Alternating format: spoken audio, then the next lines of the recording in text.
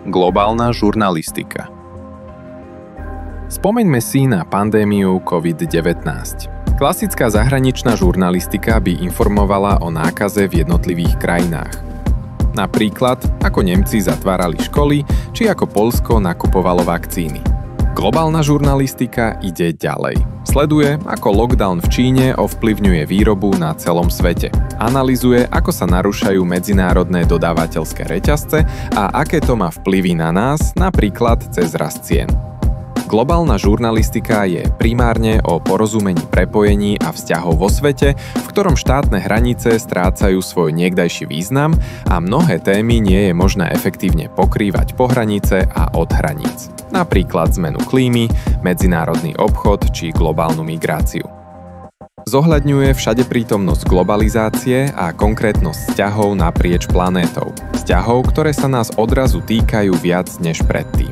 Tento prístup tak vlastne pomáha žurnalistike dobehnúť realitu. Zatiaľ, čo zahraničná žurnalistika svet fragmentuje, globálne dianie vo svete prepája. Ale rozmeňme si to na drobné. Podľa klasického učebnicového delenia poznáme domácu a zahraničnú žurnalistiku. Kým tá domáca hovorí o tom, čo sa deje pod našim oknom, tá zahraničná si berie ďalekohľad a sleduje, čo sa deje inde vo svete, no z diaľky, bez prepojenia na náš život. Tu do toho vstupuje globálna žurnalistika. Tá síce tiež používa ďalekohľad, ale zároveň sa pozerá aj pod vlastné okna a spája pritom príbehy naprieč svetom. Robí z globálneho lokálne. Skúsme to cez ďalší príklad.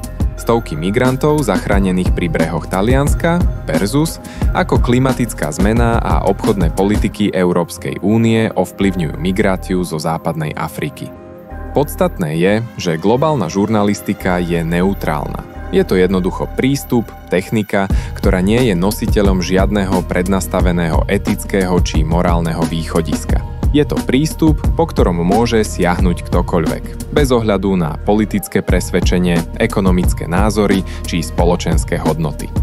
Inými slovami, článok, ktorý stojí na východiskách globálnej žurnalistiky, môže niesť od začiatku po koniec antiglobalistické posolstvo. Alebo naopak. Je to skrátka spôsob, ako novinársky vnímať a pokrývať prepojený svet 21. storočia a prinášať presnejšie informácie o svete a vzťahoch a prepojeniach v ňom.